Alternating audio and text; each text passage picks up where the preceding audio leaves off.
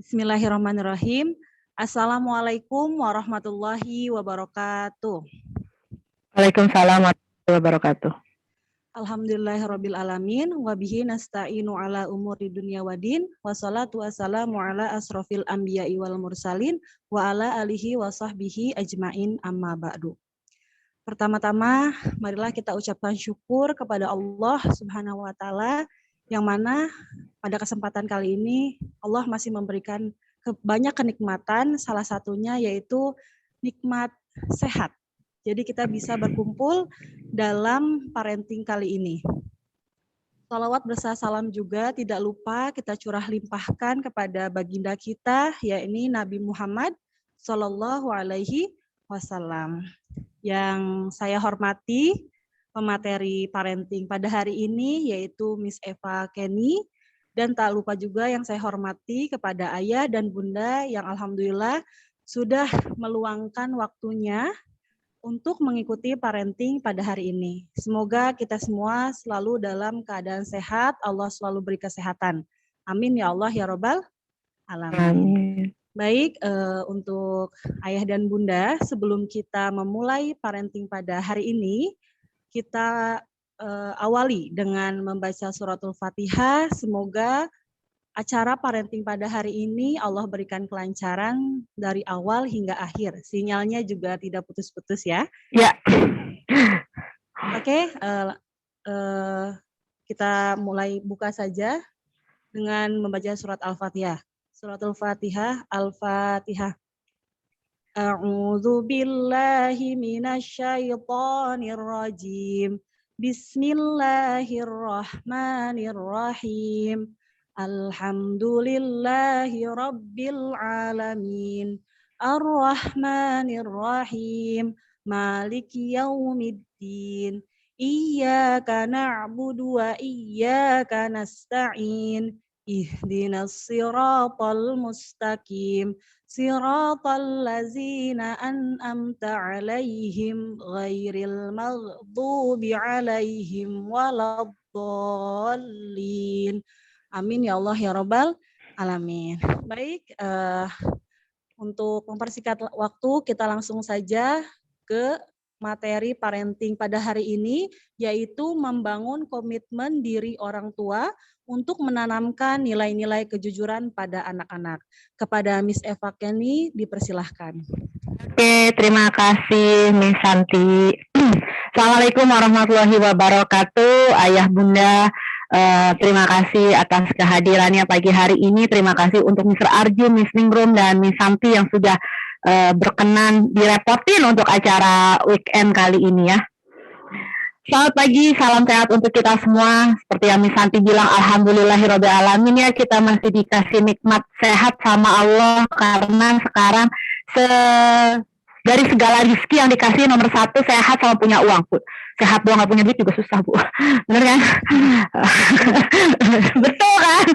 Jadi soalnya itu kata supir pribadi saya, Bu, kalau sehat aja nggak ada rezeki yang berkecukupan juga pusing. Jadi kalau saya doain ibu, saya jadi selalu mendoakan orang seperti yang beliau sampaikan, semoga selalu sehat dan diberikan rezeki yang berlimpah dan juga barokah. Ya, mari kita kita panjatkan puji syukur hadirat Allah Subhanahu wa Ta'ala yang telah yang melimpahkan segala nikmat dan karunia kepada kita semua.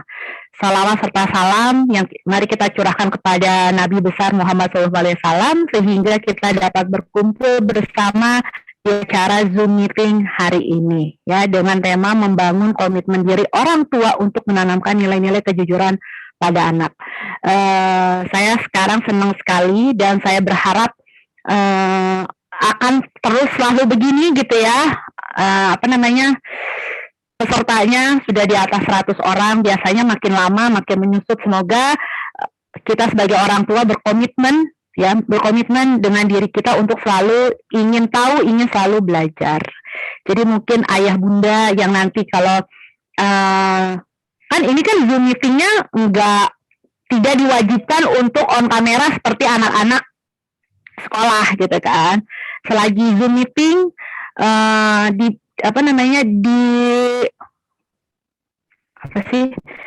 dimanfaatkan gitu ya, bisa sambil masak, bisa sambil nyetrika, sambil nyupir, yang penting ada niat dan berkomitmen untuk menjadi orang tua yang jauh lebih baik. Saya dihubungin oleh Bu Haji dan Mr. Arju waktu diskusi gitu kan. Pertama diskusi sama Bu Haji, lalu dilanjutkan saya berdiskusi dengan Mr. Arju. Kita memilih tema hari ini membangun komitmen diri orang tua untuk menanamkan nilai-nilai kejujuran pada anak. Saya sangat excited sekali gitu. Kenapa excited sekali? Jadi hari ini parentingnya lebih ke kita sebagai orang tua. Ya, untuk praktisi parenting, alhamdulillah sudah berjalan tahun ke-11. Di tahun ke-11 ini memang saya lebih banyak, saya pribadi, di acara saya pribadi gitu ya, kalau diundang kan seperti jadwal dari Anajma atau diundang sama pihak-pihak lain kan semua tergantung yang mengundang. Tapi komitmen saya di tahun 2021 adalah saya ingin melahirkan orang tua yang aware, aware lah ya, cari ya, yang nggak ngerti aware cari di Google Classroom, aware terhadap dirinya sendiri dalam mengasuh anak-anaknya. Jadi saya itu lebih terchallenge, lebih tertantang untuk berbicara tentang kita sebagai orang tua. Oke, sebelum kita mulai lebih jauh lagi, selamat datang kepada para ayah bunda yang baru bergabung di sekolah Anajman 1 dan 2 di tahun ajaran 2021-2022. Perkenalkan diri, saya Eva, saya selaku konselor di Anajma. Nanti akan ada konseling. Entah nanti gimana, apakah kalau sudah bisa tatap muka, insya Allah saya usahakan untuk datang walaupun tidak seintensitas dulu kali ya. Dan di Anajma juga adalah salah satu sekolah terbaik karena tidak hanya mendidik anak-anaknya saja, tapi orang tuanya pun mari belajar bersama kami. Oke, ya, bagi yang belum kenal saya Fakeni. Nanti saya berikan nomor handphone pribadi saya yang bisa dihubungi jika ayah bunda membutuhkan saya. Oh, tapi ini ya, live face. Oke. Temanya membangun komitmen diri orang tua untuk menanamkan nilai-nilai kejujuran pada anak. Yang harus kita garis bawahi, ya, bahwa sebagian besar dari kita sebagai orang tua sebagian besar kita jadi orang dulu ingin menjadi orang tua. Sepasang suami istri yang sudah menikah berniat untuk menjadi orang tua dengan memiliki keturunan. Menjadi orang tua bukan suatu hal yang mudah kayak membalik sebelah tangan. Misalkan contohnya hari ini ayah bunda ikut parenting sama saya. Setelah parenting tiba-tiba jadi jadi orang tua yang top markotop gitu. Nggak secepat itu. Semua membutuhkan proses. Oke. Yang perlu diingat, ya, menjadi orang tua harus memiliki perencanaan baik fisik, psikologis, finansial, dan komitmen tinggi dalam mendidik anak. Pendidikan anak berawal dari pendidikan keluarga. Sekolah merupakan supporting. Jadi kalau misalkan ini insya Allah kan sekolah akan segera dibuka ya, dan harapan besar saya pun sekolah itu harus segera dibuka. Walaupun entar dari level tinggi, menengah, baru ke dasar gitu. Tapi karena kita nggak boleh ketinggalan jauh dari negara-negara tetangga kita yang sudah mulai bersekolah di tahun lalu gitu. Nah, kenapa saya bilang, bukan saya bilang sih, memang pendidikan itu yang utama itu adalah dari orang tua. Yang mau saya sampaikan di sini, mau sekolahnya online, mau sekolahnya offline, nggak usah ngomel-ngomel. Maksudnya apa? Ya, pendidikan sekolah itu sebagai support, tapi pendidikan sebenar-benarnya pendidikan yang tanggung jawab adalah orang tua. Jadi sekolah pertama adalah orang tua. Ya. Nah, sekolah pertama anak adalah bersama keluarganya, terutama dengan orang tua, di mana anak-anak pertama adalah mengenal dirinya siapa dan mengenal lingkungannya. Bagaimana anak kita bisa mengenal dirinya dan lingkungannya kalau sebagian besar orang tua bahkan tidak mengenal dirinya sendiri? Apakah ayah bunda di sini sudah mengenal dirinya sendiri? Siapa saya? Apa yang menjadi visi misi kehidupan saya? Apa yang menjadi kesukaan saya?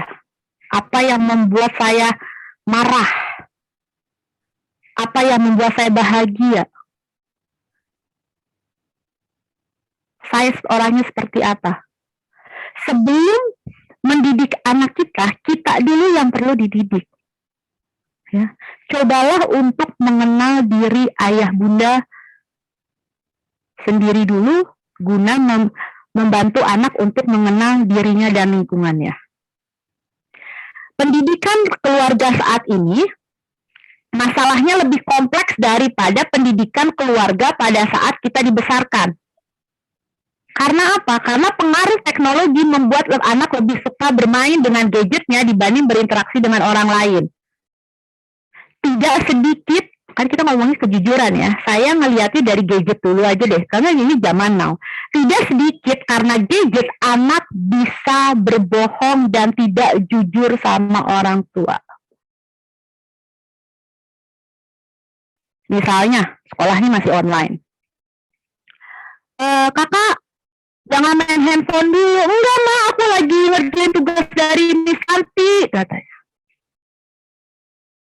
Padahal tugas dari Miss Santi sudah selesai dikerjakan, tapi anaknya main game, apa chatting, atau yang lainnya. Ya. Lalu apa yang bisa kita lakukan dalam menanamkan nilai-nilai kejujuran pada anak? Bagaimana kita sebagai orang tua, kita dapat membangun komitmen diri kita untuk menanamkan nilai-nilai kejujuran pada anak. It's not about nilai-nilai kejujuran untuk anak. Tapi ini bagaimana kita berkomitmen sebagai orang tua untuk mengajarkan nilai-nilai kejujuran. Kitanya dulu berkomitmen.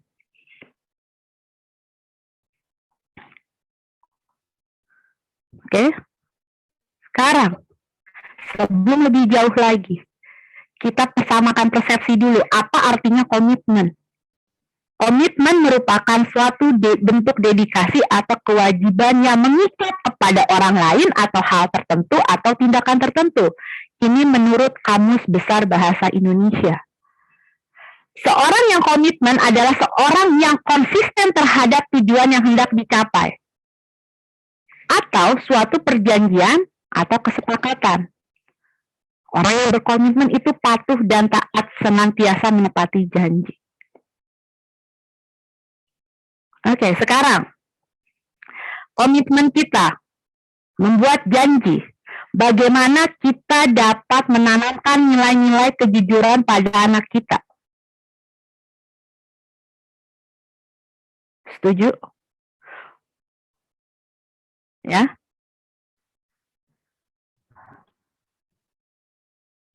Kenapa komitmen itu penting untuk kita pada saat kita menjadi orang tua? Satu, tantangan zaman yang tadi saya udah bilang, zaman sekarang sama zaman dulu beda. Zaman dulu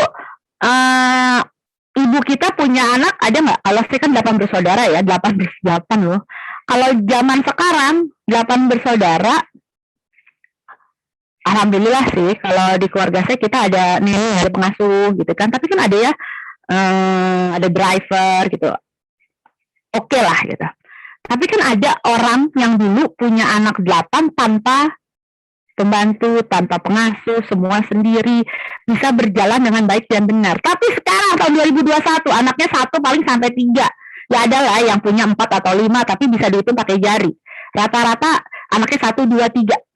Tapi kenapa kita kayaknya lebih sulit mendidik anak kita sekarang dibandingkan dengan orang tua kita pada saat mendidik kita dulu? Zamannya udah berubah. Ya, zamannya udah berubah, di mana sekarang teknologi informasi cepat sekali gitu ya. Tiap detik itu informasi baru muncul, udah beda gitu. Terkadang anak kita jauh lebih pintar dari kita. Kita cuma bisa pegang handphone, dulu Facebook, WhatsApp, sekarang tambah Zoom lah ya, gitu. Instagram, sama apa namanya, nggak, marketplace. Untung saya nggak sebut CS itu, marketplace.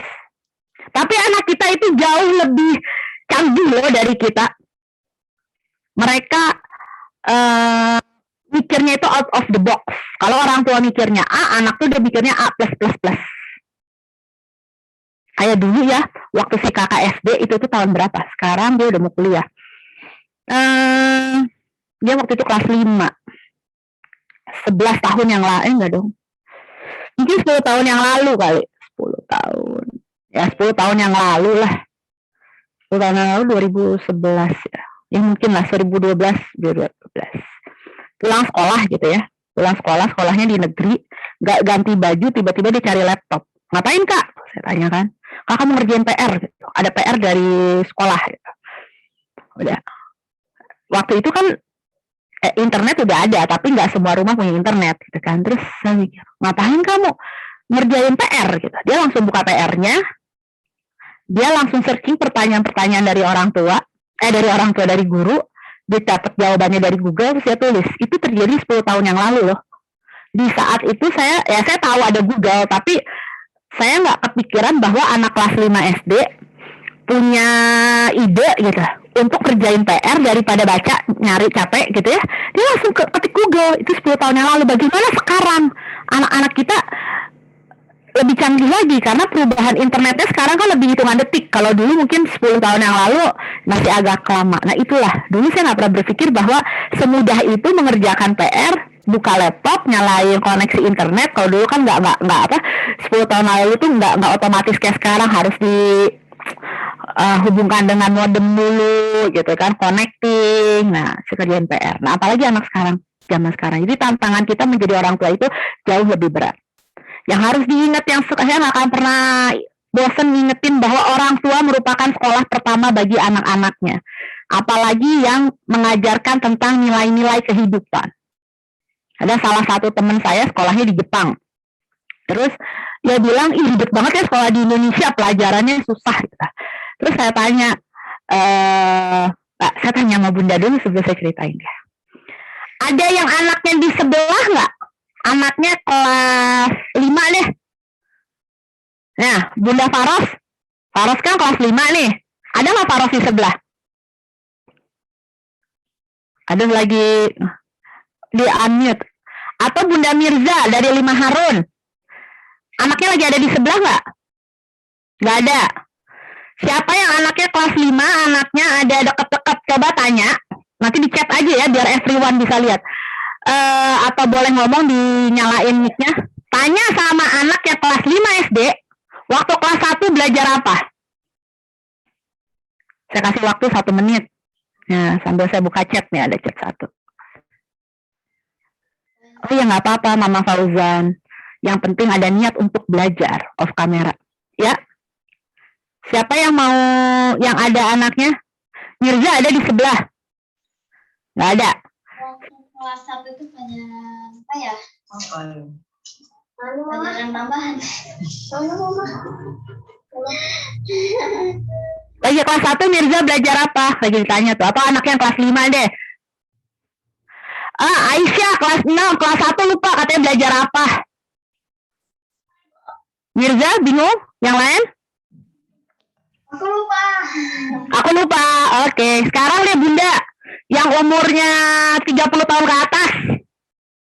Ya, 30 tahun aja. Kalau 20 tahun mah kedekatan. Lagi kelas 1 belajar apa? Ingat nggak?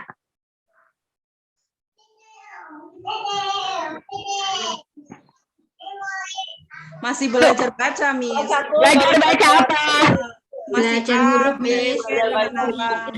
Belajar nih angka 1, Miss. Oh, terus sama lagi ini Budi tambah-tambahan belajar kelas 1 huruf-huruf apa ya? Masih sangat 55 tahun yang lalu, jadi masih segitiga. Nah, segitiga ini Budi, apalagi banyak nih belajar huruf, ada yang ngomong, ada yang nulis. Kenapa Bunda yang umurnya udah kepala 3 ingat pelajaran kelas 1-nya apa?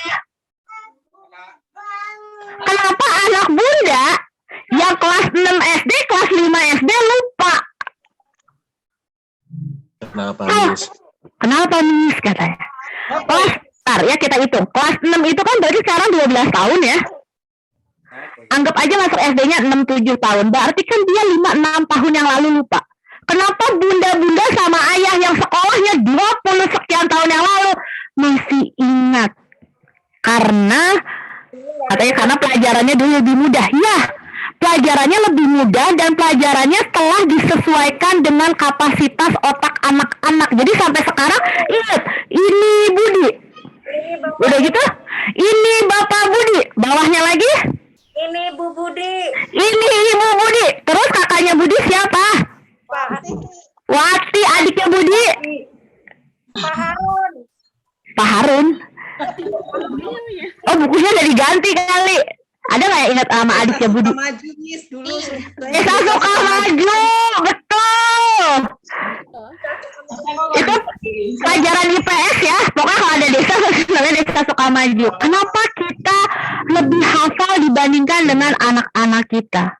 Karena dulu sekolahnya disesuaikan dengan kapasitas otak anak. Sekarang sekolah sudah melampaui batas.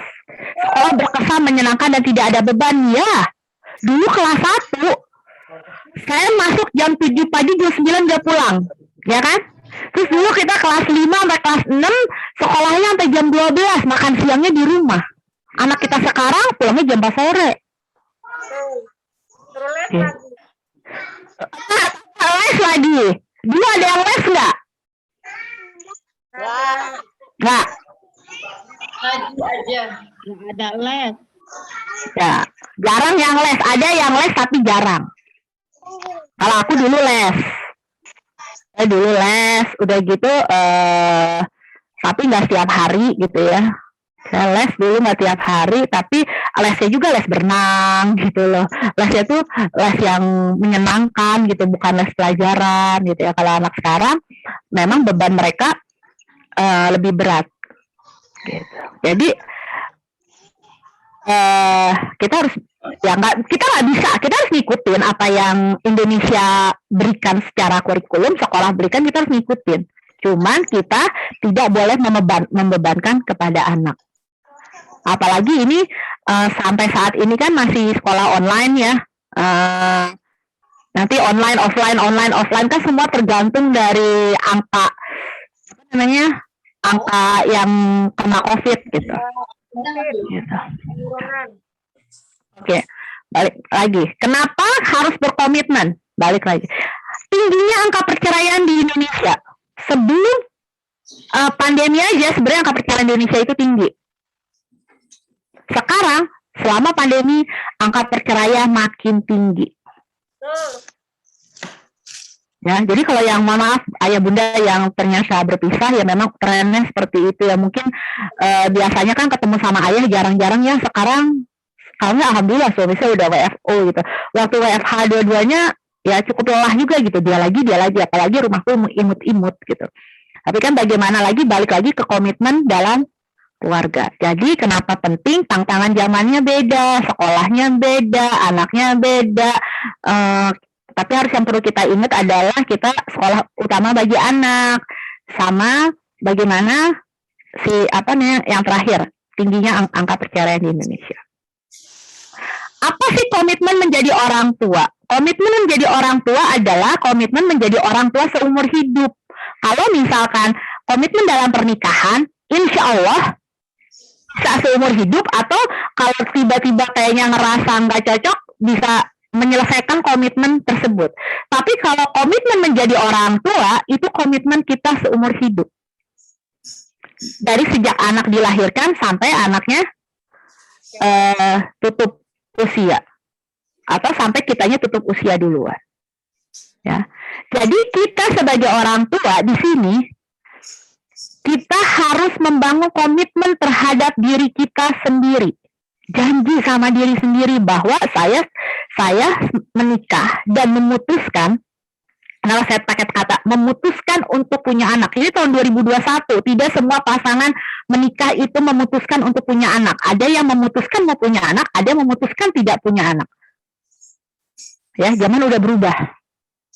Bagi orang tua yang telah memutuskan memiliki anak, ya, apalagi kan udah sekolah di An-Najmah, berarti kan berkomitmen, sudah memutuskan memiliki anak, berkomitmenlah menjadi orang tua seumur hidup. Orang tua seumur hidup, orang tua yang tidak pernah lelah memberitahu anaknya sampai kapanpun. Cuman kalau misalkan anaknya sudah menikah, ada rambu-rambu, boleh kasih tahu, tapi nggak boleh masuk ke dalam masalah pernikahan terlalu dalam. Nah, bagaimana kita sebagai orang tua bisa memiliki komitmen yang kuat? Satu, saya sih pengen ngomongnya gini, satu fondasi pernikahannya gimana? Kesepakatan antara pasangan suami istri diperlukan. Apalagi dalam mendidik anak, apalagi anaknya harus jujur. Adakah kesepakatan antara ayah dan bunda dalam membesarkan anak? Di cross check. Apa yang ayah lakukan pada saat bunda marah-marah? Ada yang mau berbagi? Bunda nih lagi marahin anak nih. RPUL, RPAL. Aduh, seumuran sama aku dong. Sekarang TIK kelas 2, dulu komputer SMP. Sekarang TIK harus dari brojol, Bu. Kalau nggak bisa ikutin zaman. Pelajaran sekarang banyak banget, ya. Ayo, ada yang mau berbagi? Kalau misalnya anaknya berbuat salah.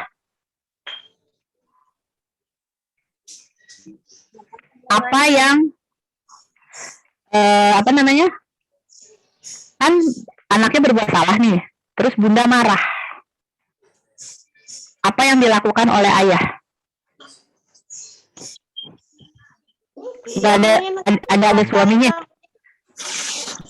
Diam aja, Miss. Miss, kok suaranya jadi kecil? Suara siapa? Suara aku? Kadang aku nggak ngomong, Bu. Ini ke everyone ya. Kalau chattingnya ke everyone, saya bacakan namanya. Tapi kalau misalkan mau nggak ketahuan, direct ke saya nggak akan bacain namanya. Misalnya kayak ini kan Fauzan Pat Yusuf. Misalkan ada mamanya Fauzan, itu ke saya nggak nulis nama. Ada ibu-ibu gitu, ada seorang bunda yang ngomong ini. Kata Bunda Fauzan, kalau Bunda Fauzan lagi marahin anak, ayahnya kadang diem, kadang ikut ngomelin anak. Oke, good. Yang lain? Suami diem dulu sama anaknya tenang, baru ditanyanya sama ayahnya, kenapa ibu marah? Oke. Kalau babanya Alila, ini everyone juga ya, sudah mengingatkan ke saya, salah satu marah, satunya harus menenangkan. Oke, saya diemin, Miss. Oke, yang lain? Itu ini orang tuanya udah keren-keren. Ayah diem, cuman pas anaknya ngadu baru ikutin ngomongin. Oke, masih oke. Ada nggak yang kita yang marah-marah ayahnya pakai baju Superman atau pakai baju Batman? Nggak apa-apa, nggak maksudnya bukan beneran pakai baju Superman, dianalogikan sebagai pura langsung menjadi pahlawan. Kalau suami saya ketawa-ketawa biar saya nggak marah. Saya suruh nggak usah marah-marah. Oh, usah marah, masih mending. Ada kan yang bapak-bapak, ibu-ibunya marah langsung dia datang bagaikan pahlawan.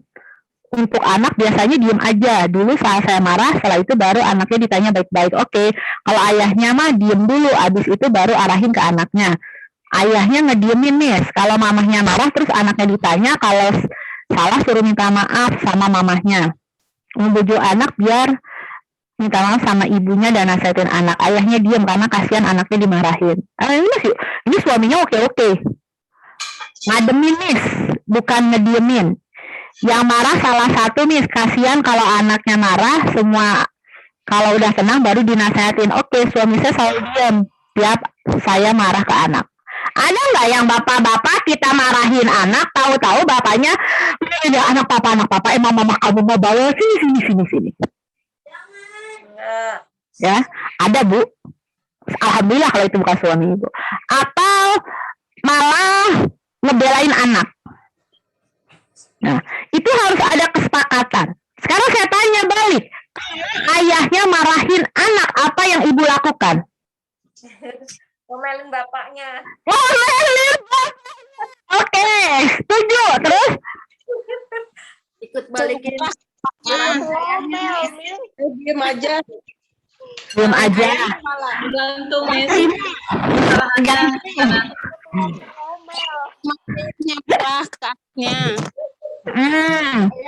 Ya. Ya, nggak terima anaknya dimarahin. Anaknya bapaknya diam. Diam. Ya. Kenapa ya? Sakit hati. Karena Sakit hati. Nggak puas. Ini ada yang bagus ya, gantian mamahnya ngademin suasana biar nggak terlalu down. Biar aja yang ngomelin, biar emak aja ngomelin. Tetap ngomong ke ayah, jangan di depan anaknya. Oke, tapi rata-rata emak-emak kalau bapaknya si ayah marahin anak, ya satu nggak terima, ngomelin balik, merasa sakit hati. Nah, ibu pernah mikir nggak sih kalau anak si bapak kan, ibu kan si bapak marahin anak ibu, sekarang dibalik, kalau si bapak, ibu marahin anaknya bapaknya, apa rasa bapaknya? Biasa aja kayaknya deh. Biasa aja. Loh, dengan apa ya, saya lagi sama aja. Kadang saya marahin juga sama emaknya. Sama emaknya ya, kesel ya. Nah, itu anehnya emak-emak, giliran marahin anak, hatam 30 juz.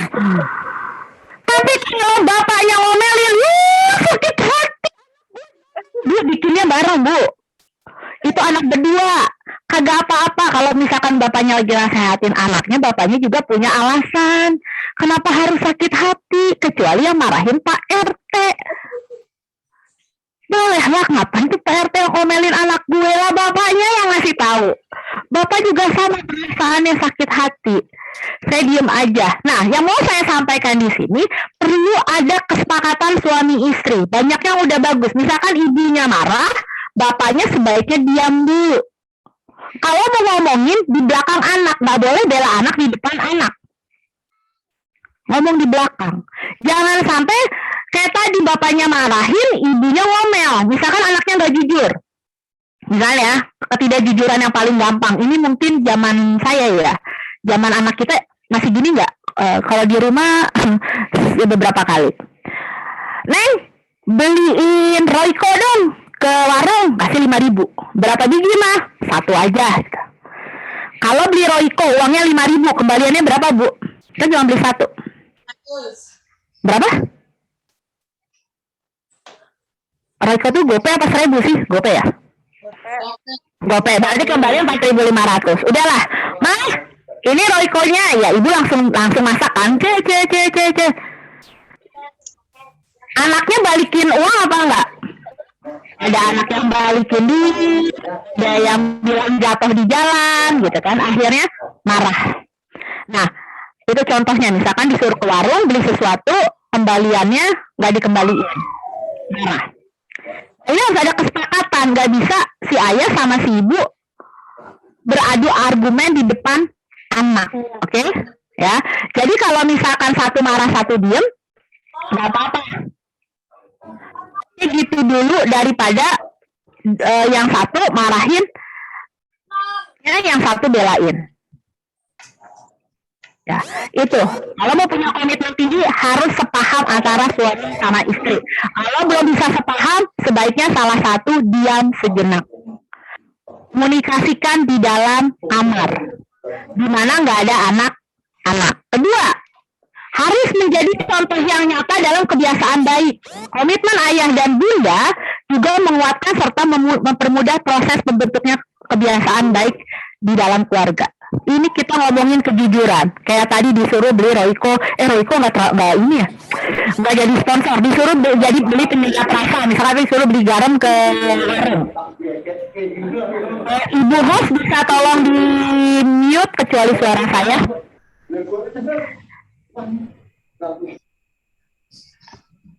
Oke, sebentar ya, sebentar saya mute dulu semua deh. Oke, Miss Santi atau Miss Ningrum bisa tolong mute nggak? Kecuali suara aku. Atau tolong ayah bunda yang lagi yang boleh nelpon boleh, saya sih nggak masalah ya. Yang namanya kan setiap orang kan punya kesibukan masing-masing ya. Bisa masuk 145 orang aja udah luar biasa. 148 nih ya kan, saya nggak dihitung. Miss Ningrum sama Miss Santi kan petugas hari ini, kita bertiganya nggak dihitung, udah 146 orang. Nah, itu misalkan kan salah satu nilai kejujuran. Disuruh belanja ada kembaliannya apa enggak? Atau bundanya, bundanya ngajarin, kasih contoh. Nanti kalau ekspedisi datang, bilang aja sama ayah ya, kalau ayah nanya tadi bunda belanja online-nya berapa? 2, padahal datang 20. Kasih contoh yang baik. Atau ayah bilang, ayah nih ya kerjaannya, si anak nggak boleh makan es krim. Ya, kalau ayah mah kan nggak tegaan ya, pulang kerja ngasih, ini es krimnya nak, nggak usah bilang sama mama. Jadi kadang kita itu menuntut anak kita untuk jujur, untuk nggak bohong, tapi secara nggak sadar yang ngajarin bohong itu kita. Kita yang ngajarin bohong sama anak. Kalau ekspedisi datang bilang cuman ada 2 paket mama, jangan bilang sama mama, papa kasih kamu es krim, kasih kamu coklat gitu. Nah, gimana anak kita mau jujur kalau kita sendiri yang ngajarin mereka untuk tidak jujur? Atau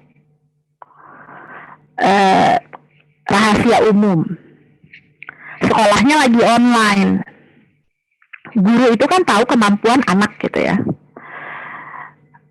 Kayaknya ini anak nggak ngerjain tugasnya sendiri deh. Nanti pasti tanya, ini kamu ngerjain tugas sendiri ya? Gitu. Padahal enggak. Gitu. Kalau saya pribadi sih nggak apa-apa, ngambil dari Google nggak apa-apa. Memang udah zamannya ngambil dari Google, cuman harus dirangkum lagi gitu.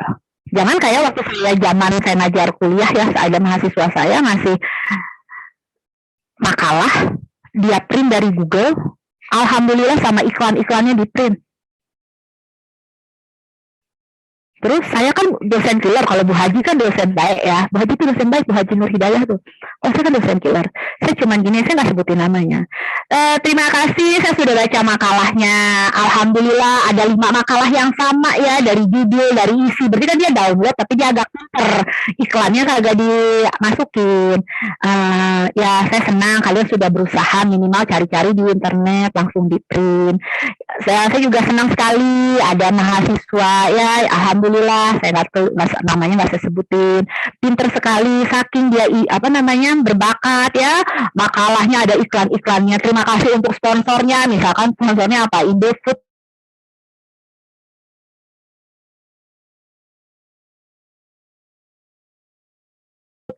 apa. Jangan sampai kita malahan ya ngajarin ketidakjujuran sama anak kita. Ya, yang ketiga, yang terakhir, masing-masing ayah bunda sebagai suami istri mesti menguatkan diri terhadap apa yang disepakati. Menjadi konsisten itu tidak mudah. Tapi kalau ada niat yang tulus dengan niat yang benar-benar seniat-niatnya, itu bisa terjadi. Kenapa seorang orang tua tidak konsisten? Karena satu, mental block. Mindsetnya diganti. Udahlah, anak gue udah baik 5 hari. Udah deh nggak apa-apa, kasih hadiah aja, longgar di hari ke-6. Besoknya aku longgar lagi kebablasan. Yang kedua, kalau mau komitmen, perhatiannya dialihkan. Misalkan, 5 hari udah baik ya dilonggarin, tapi kalau sekali dilonggarin, nanti mulai lagi dari nol. Ya udah deh, fokus aja deh, misalkan beres-beres rumah, fokus aja deh nonton drakor gitu, daripada saya nanti akhirnya nggak konsisten. Fokus perkembangan secara bertahap mulai dari yang kecil dulu. Jadi kalau mau menjadi orang tua yang konsisten dalam mengajarkan nilai-nilai kejujuran, fokus sama hal yang kecil-kecil dulu. Nggak usah mikirin nanti anak gue jadi koruptor apa enggak gitu. Sekarang dulu nilai-nilai kejujuran yang ada dari rumah. Nah, bagaimana kita dapat mengajarkan kejujuran sama anak? Arti kejujuran semua orang udah tahu lah ya. Intinya apa yang diucapkan sama yang dilakukan dengan kenyataan itu sama. Ya, nah kejujuran itu ada 3, kejujuran dalam ucapan, kejujuran dalam perbuatan, kejujuran dalam niat. Ini menurut Syah, bukan menurut saya. Nah, yang harus kita ajarkan sama anak ini 3 kejujuran itu, dalam ucapan tidak berbohong, dalam perbuatannya juga, dalam ya yang tahapan yang lebih tinggi niat misalkan. Ya, dan ada niat-niat. Nah, ciri anak yang jujur. Apakah anak kita sudah dinyatakan anak yang jujur? Anak yang jujur, anak yang tidak pura-pura, berkata apa adanya, tidak berkata bohong, tidak menipu diri, mau mengakui kelebihan dan kekurangan orang lain dan dapat mengembangkan kepercayaan atau amanah dari orang lain. Dapat mengembang kepercayaan dari orang tua dan keluarga, tidak membohongi diri sendiri atau orang lain, tidak mengambil hak orang lain, dan tidak merugikan orang lain. Apa yang bisa kita lakukan? 1, kita berkomitmen, kita berjanji sama diri kita sendiri. Jadi orang tua yang mampu konsisten terhadap pengasuhan anak. Pelajari psikologi sebagai orang tua sehingga anak kita tidak mengalami masalah-masalah yang akan kita alami, yang telah kita alami dulu. Ilmu parenting itu penting biar kita bisa mengasuh anak dengan baik dan benar. Tapi, nih ya, nyebelinnya Miss Eva, ya Miss, tapi gimana? Kitanya dulu yang harus dibenahi. Nah, ini ada beberapa tips-tips untuk ayah bunda agar menanamkan nilai kejujuran sama anak. Selain komitmen, terapkan dalam kehidupan sehari-hari. Kita jujur, kasih contoh yang baik, anak kita insya Allah akan mencontoh yang baik. Lingkungan berpengaruh, ya lingkungan berpengaruh. Tapi kalau orang tuanya, fondasi keluarganya sudah kuat di rumah, insya Allah anak kita nggak terpengaruh. Oh tadi tuh saya lupa ya mau ngomongin pelajarannya. Apa bedanya orang Indonesia sama orang Jepang? Ya, gitu. Saya ngomong ya tentang kehidupan sehari-hari. Nikita Mirzani tahu? Tahu dong. Nikita Mirzani itu dulu, itu loh. Tapi Nikita Mirzani sekarang bajunya udah agak ketutup dikit sih. Apa dulu dia di gontor, tapi dia berpenampilan seperti itu. Sekarang tuh yang lebih hot lagi Dinar Candy. Tahu Dinar Candy nggak? Ada yang tahu, ada yang enggak. Tapi kalau bapak-bapak masih tahu. Kalau ibu-ibu ada yang tahu, ada yang enggak. Cari ntar Dinar Candy ya. Nah, Dinar Candy itu yang kemarin pakai di trotoar di Jakarta ditangkap. Ntar cari tahu. Itu bapaknya Ustadz loh. Mungkin fondasi keluarganya sudah baik dan benar, tapi terpengaruh lingkungan. Ada yang salah di dalam keluarga. Saya dulu, saya bukan itu ya, saya cuma cerita dikit ya, mungkin sedikit arogan lah, sedikit sombong.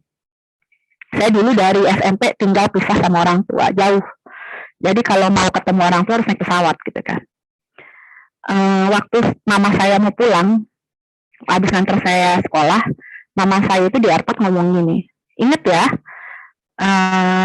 mama percaya sama kamu, mama, saya manggil mama dan papi percaya sama kamu, gunakan kepercayaan ini sebaik-baiknya. Sekali kamu bikin mama nggak percaya, mama nggak akan pernah percaya selama-lamanya. Sama ini satu lagi, biaya sekolah mahal. Dan mama saya pulang, saya selalu ngomong gitu, mama percaya sama aku, jangan pernah break kepercayaan mama. Ya udah, saya berusaha itu. Emang fondasi saya, mama saya mengajarkan agama di rumah, tidak disubkontrakan pada orang lain. Kenapa banyak orang gagal? Karena biasanya bapaknya guru ngaji, tapi anaknya ngajinya bukan belajar dari bapaknya. Agama itu harus diajarin sama orang tuanya sendiri. Kalau pada saat saya masuk ke lingkungan buruk ya, saya masuk ke lingkungan buruk, benar-benar buruk. Saya punya teman bukan sekedar pencandu, tapi dia adalah pengedar. Tapi saya ingat kata-kata teman saya. Sampai saya tidak pernah mau nyoba orang-orang yang kenal sama saya akan bilang dia percaya sama saya, tapi yang setengah kenal dia pada masa sih gitu, saking dekatnya. Si teman saya yang pengedar itu ngomong, Pak, sayangnya aku sayang sama kamu, katanya. Sebagai teman, entahlah sebagai apa, pokoknya dia bilang dia sayang sama saya anggap sebagai teman, karena emang teman saya. Jangan pernah rusak dirimu sendiri, cukup saya aja, karena fondasi orang tua saya oke. Ya, saya nggak pernah terjerumus ke area hitam itu. Jadi mulainya dari keluarga, terapkan kehidupan sehari-hari. Saya dulu sekolah di sekolah non-muslim. Ya, temen ngaji saya sekarang ngomong, pernah nggak diajak? Nggak pernah, serius Bu, saya tidak pernah diajak. Dan saya tidak pernah tertarik walaupun saya harus mempelajari pelajaran agama mereka. Karena apa? Karena fondasi dari orang tua.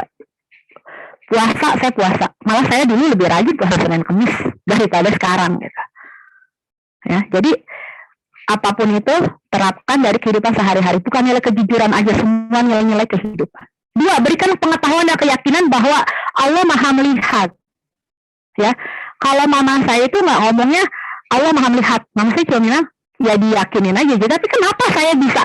Saya takut gitu. Misalkan kalau saya mau coba obat, itu saya tahu tempat teman saya naruhnya di mana. Gratis. Tapi kenapa saya nggak pernah pengen buka tempat itu dan nggak pengen ngambil untuk dijual apa dicicipin?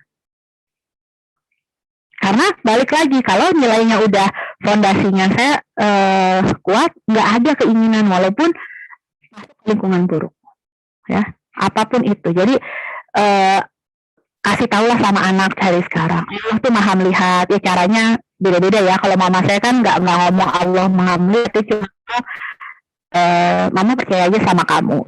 Mama dan papi percaya sama kamu, jangan pernah rusak kepercayaan mama dan papi. Sekali kamu rusak, kita nggak akan pernah percaya lagi. Gitu. Udah, saya mikirnya gitu. Tapi berarti kalau misalkan ini mama nggak percaya lagi, susah dong gitu. Dan itu kan sebenarnya fondasi bahwa mama saya jauh loh. Saya tinggalnya di Bandung, Jakarta aja dulu kalau jarak tempuhnya 4 jam. Ya kalau nggak macet. Udah gitu saya harus terbang sekitar 8 jam. Jadi saya sama mama saya itu baru setengah hari bisa ketemu, jauh banget. Tapi kenapa bisa gitu? Balik lagi itu. Apa yang lagi dilakukan lagi? Menanamkan nilai kejujuran dan nilai-nilai kehidupan yang baik lagi. Cerita sebelum tidur. Bacakan dongeng-dongeng. Biasakan anak untuk membaca. Ini ya, gimana caranya anak bisa baca tanpa belajar baca cerita. Mama saya lakukan dulu. Mama saya itu usaha, bisnis ya. Mama saya usaha. Tapi dia ada waktu ya karena usaha sendiri kali ya. Kalau dulu kan memang nggak macet juga jalan gitu. Dan kebetulan orang tua saya itu rumah sama kantor-kantor mereka itu dibikin dekat, gitu, sangat dekat sekali. Dulu malah di rumah, terus kita pindah rumah tapi usaha mama sama papi saya itu dekat. Jadi setiap jam tidur siang, jam makan siang sampai jam tidur siang, mama dan papi saya itu ada di rumah. Mereka membacakan cerita sebelum tidur. Saya ingat kalau malam tuh jarang dibacain cerita. Mungkin dia pokoknya quality time itu siang. Saya sama kakak saya kalau lagi ngobrol kita inget-inget cerita gitu. Oh ya cerita ini gitu. Ya, jadi ngaruh gitu. Karena apalagi dongeng itu mengandung banyak karakter, pendidikan karakter. Berikan pemahaman bahwa jujur itu nikmat. Kalau jujur itu nikmat. Tadinya saya mau kasih satu video tapi videonya kelamaan. Jadi ada penelitian di Amerika tahun 60, ada 600 anak dikasih satu marshmallow. Tahu marshmallow kan? Terus dibilangin sama si profesornya, kamu duduk di sini selama 20 menit. Kalau kamu nggak makan marshmallow-nya, pas saya datang saya kasih satu lagi. Tapi kalau kamu makan, nggak apa-apa juga. Tapi cuma makannya satu. Sepertiga dari anak-anak bisa. Jadi ada yang lucu gitu ya. Ada yang lucu banget yang nggak boleh dimakan kan, tapi dijilat gitu. nggak boleh dimakan kan, tapi ditarik-tarik gitu. Ada juga yang ngomong, wah saya nggak mau 2, saya mau makan sekarang juga gitu. Nah, hasil penelitiannya sepertiga anak bisa menahan diri untuk tidak makan marshmallow. Ada yang benar-benar duduk, ada yang ngeliatin, ada yang jilat, ada yang main-mainin, yang penting nggak dimakan, masuk dapat 2 gitu. Apa yang dibangun di sini gitu? Orang-orang yang bisa berkomitmen terhadap dirinya sendiri, ternyata pada saat SD diteliti lagi, mereka jadi lebih pintar, jadi lebih bisa mengontrol diri gitu. Terus saya ditanya gitu kan, kalau orang bule kan kalau ditanya cenderung lebih jujur. Kenapa kamu makan? Aku pengen gitu. Jadi ya kalau misal di situ tuh ditanya juga, jadi kasih tahu sama anak-anak, coba kalau kamu jujur. Kenapa kamu nggak makan gitu ya? Kenapa kamu nggak makanin? Kenapa kamu jilat-jilatin? Aku pengen, tapi kalau aku makan masuk ke mulut, ada juga masuk ke mulut, keluarin lagi gitu tuh lucu banget. Tapi itu lama banget videonya, jadi saya nggak sempat ngedit juga. Nah itu di situ kan ditanya, kenapa kamu masukin ke mulut kamu kan? Dia bilang, yang penting sih nggak makan. Ternyata kehidupan anaknya di kemudian hari diteliti lagi, mereka memiliki kehidupan yang jauh lebih positif. Nah, ngajarin anak kejujuran, main congklak, ya kan? Kalau main congklak, inget Bu, ada yang suka nyelipin satu di sintak mati. Itu salah satu cara untuk mengajarkan kejujuran. Memberitahu anak jika salah, yang tadi saya bilang ngasih tahunya kapan, sampai kapanpun, sampai anak nikah juga boleh kasih tahu, tapi harus sudah tahu rambu-rambunya. Selagi anak masih di dalam pengawasan kita, wajib. Saya udah capek Miss, ya sampai kapan, ya nggak akan pernah ada batasnya. Sabar itu nggak ada batasnya. Kalau ibu capek berarti ibu nggak sabar. Berikan pujian kalau anak kita melakukan sesuatu yang kita inginkan. Uji coba, cara ini oke nggak, cara itu oke nggak. Oke. Kesimpulannya adalah keluarga adalah lingkungan pertama dan utama bagi proses perkembangan anak, sekaligus merupakan fondasi bagi pembentukan karakter anak. Ya, semua nilai, bukan hanya kejujuran aja. Pendidikan berawal dari keluarga dan ayah bunda merupakan guru sekaligus panutan utama. Jadi berikan contoh apa yang ingin anak lakukan. Ya, sebenarnya anak itu adalah refleksi dari orang tua. Ya, jadi kadang, oke kalau saya misalnya lihat anak, oke lah, kayaknya orang tuanya begini deh, tapi kan saya nggak bisa ngomong cuma dalam hati aja. Ya, jadi kalau ibu nggak mau diomongin tetangga, didiklah anak yang baik dan benar, benerin dulu diri kitanya. Jadi refleksi pribadi kita itu terlihat dari bagaimana anak kita berperilaku. Nah, dalam berinteraksi dengan anak, segala ucapan, sikap, dan perilaku ayah bunda akan terekam dalam bentuk anak sebagai dasar pijakan perilaku mereka. Anak itu lebih banyak meniru daripada mendengar. Anak lebih banyak melihat daripada yang mereka dengar. Jadi kenapa kalau bunda, ya saya udah ngasih tahu nih 3.744 kali, tapi anak saya nggak nurut aja gitu. Iya, karena anak itu belajar dari apa yang mereka lihat lebih banyak dibandingkan dari mereka dengar. Terakhir, pendidikan keluarga merupakan kunci keberhasilan dalam menciptakan generasi penerus bangsa yang berkarakter religius, nasionalis, integritas, mandiri, dan gotong royong. Oke, terima kasih family. Keluarga adalah satu kelompok pengalaman yang berisi dari cinta dan saling mendukung. Terima kasih, saya Fakeni. Semoga bermanfaat. Oke, sorry ya, sudah lebih dari 1 jam. Saya agak buru-buru. Kenapa? Karena orang tua itu, kita nih sebagai orang tua cuma bisa konsentrasinya 45 menit. Lebih dari 45 menit biasanya buyar. Oke, sekarang ada yang mau nanya nggak? Apa ada yang nggak jelas? Ya, kedeketan, suaranya kresek-kresek. Oke. Izin mati video ya. Iya, saya nggak apa-apa. Seneng kok. Aduh, aku baru baca chatnya. Sorry ya. Oke, ada yang mau nanya? Baik nanya langsung atau via chat, silahkan.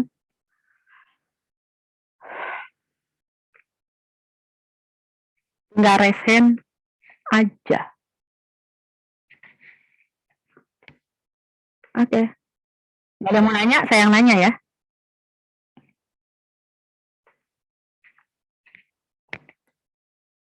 Gimana ayah bunda? Ada yang mau ditanyakan? Ya, silahkan kepada ayah bunda yang ingin bertanya bisa chat. Bisa chat ngomong atau langsung ngomong ya. langsung ya. Ya. Dipersilahkan kepada ayah dan bunda Sebentar aku. Assalamualaikum, Miss. Waalaikumsalam. Waalaikumsalam. Saya orang tua dari Nabila kelas 1. Saya masuk Zoom agak terlambat, tapi ada yang ingin Nggak saya apa-apa. tanyakan. Mm-mm. Bagaimana cara kita sebagai orang tua mengontrol diri saat anak kita sedang ada ego? Kan dia sebagai anak juga pasti punya ego. Mm-mm.